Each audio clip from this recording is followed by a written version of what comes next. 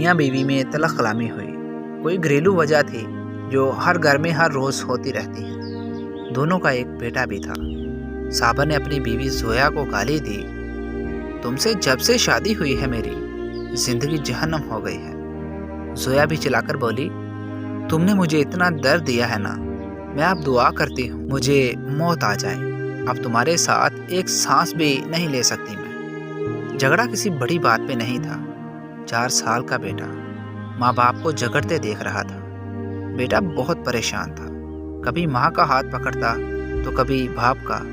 बाप से जब बर्दाश्त ना हुआ तो उठाया डंडा और जोया को मारना शुरू कर दिया। जोया चीखने चलाने लगी। चीखों की आवाज़ सुनकर अहले मोहल्ला आ गए। उन्होंने आकर जोया को छुड़वाया। जोया के सर से खून बह रहा था।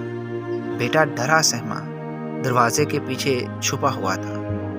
साबर ने चिल्लाकर कहा, मैं तुमको तलाक देता हूँ। 3 बार तलाक बोला और जोया बेटे को लेकर महके आ गई। बेटे के दिल में एक अजीब सा डर घर कर चुका था। वो सबसे डरने लगा था। 4 साल का बेटा वो अम्मी की गोद में लेटा हुआ था। अम्मी का दुपट्टा मुंह पे ओढ़े सो जाता, माँ से एक पल के लिए भी जुदा ना होता। उधर बाप ने कोर्ट में केस कर दिया, बेटा मैं अपने पास रखूंगा। कोर्ट से आया खत मसूल हुआ। जोया के भाई ने खत पढ़ा और जोया को बताया। साबर ने बेटे को अपने पास रखने के लिए केस दायर किया है। अगले हफ्ते सुनवाई है। बेटा माँ के पल्लू से लगा हुआ, अम्मी बाबा क्या कहते हैं। बेटा अब 6 साल का हो चुका था। माँ ने बताया, कुछ नहीं, माँ बाप को जुदा हुए 2 साल गुजर गए थे, लेकिन बेटा आज भी वो झगड़ा याद करता तो बुखार में मुब्तला हो जाता। पहली सुनवाई हुई। साबर का वकील काफ़ी बड़ा वकील था कि साबर के हक में जा रहा था। जोया महसूस कर रही थी, मैं बेटे को हार जाऊंगी। जोया घर आई। बेटा अजान माँ से कहने लगा, हम क्यों अब्बू के पास जाते हैं वहाँ। अब्बू मुझे कह रहा था तेरी अम्मी गंदी है, उसके पास ना रहो। बेटे ने माँ का मुंह चूमा, हल्का सा मुस्कुराया, मेरी अम्मी सोनी है, गंदी नहीं है, पापा गंदा है। माँ की आंखों से आंसू बहने लगे। बेटा जो अभी 6 साल का था अपने नन्हे हाथों से माँ के आंसू साफ करने लगा। मामा क्यों रो रही हो, मैं आपको छोड़कर नहीं जाऊंगा। बेटा माँ की गोद में लेट गया। इतने में जोया का भाई आया।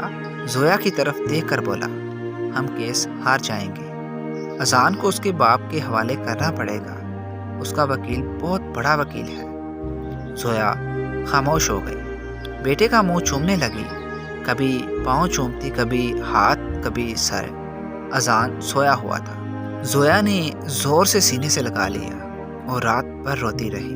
अजान ने दुकान से आइसक्रीम ली और फ्रिज में रख दी। नानी से कहने लगा, नानो मैं आकर खाऊंगा।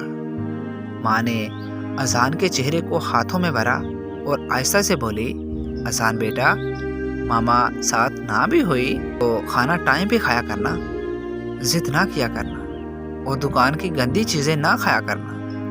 रोज़ दांत को ब्रश करना, मामा तुमको रोज़ देखा करेंगे यहाँ से।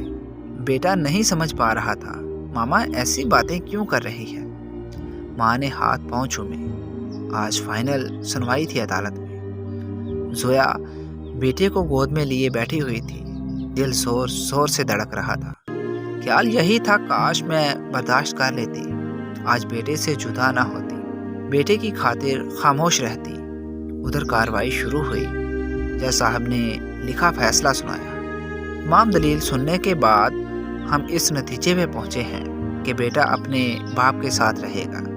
फैसला सुनते ही माँ का कलेजा फट गया। माँ बेहोश होकर गिर गई। बाप आगे बढ़ा, बेटे को उठा लिया। बेटा बाप के पास नहीं जाना चाहता था। बेटा चीख चीख कर रोने लगा, मुझे मामा के पास जाना है, मुझे मामा के पास जाना है, छोड़ो मुझे। जोया को होश आया। नंगे पांव दौड़ते हुए साबर के पास गई। उसके सामने घुटने टेक कर भीख मांगने लगी, सिर्फ एक बार मुझे मेरे बेटे को सीने से लगा लेने दो। लेकिन वकील ने पुलिस वाले से कहा कि इस औरत को हटाओ यहाँ से। ماں بلک بلک کر رونے لگی۔ بیٹا تڑپ رہا تھا۔ وکیل مسکرا کر صابر سے کہنے لگا، مبارک ہو جناب، آپ کیس جیت گئے۔ صابر نے طے کردہ رقم وکیل کو دی اور چل دیا۔ بیٹا ماں کی جدائی میں روتا چیختا، اسے باپ کا گھر جیل لگنے لگا تھا۔ ماں کی شادی کسی اور سے ہو گئی۔ باپ نے بھی دوسری شادی کر لی۔ وقت گزرنے لگا۔ ماں اپنی زندگی میں مصروف ہو گئی۔ باپ اپنی نئی بیوی کے ساتھ، اور اذان زندہ لاش بن کر جینے لگا۔